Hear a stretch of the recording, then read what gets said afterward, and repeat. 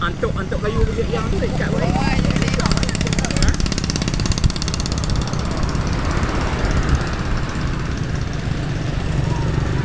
Sawah padi dengan sebatang sungai ni kelihatan seperti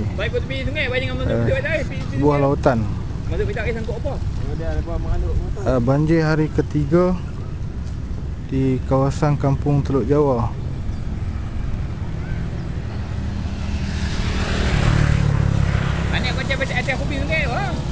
Sini hari ketiga sini nak banjir kan. Kalau Sungai Baru 6 hari kan.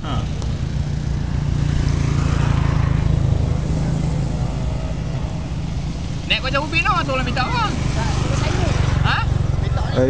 Aktiviti menahan pukat untuk menangkap ikan di sebatang sungai yang tidak kelihatan lagi, disebabkan banjir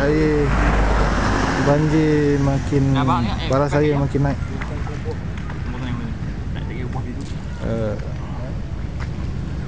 Banjir kelihatan di sini seperti sebuah lautan lah.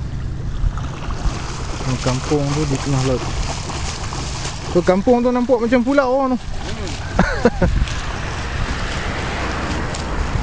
Tapi sebenarnya kampung tu dikelilingi oleh sawah padi.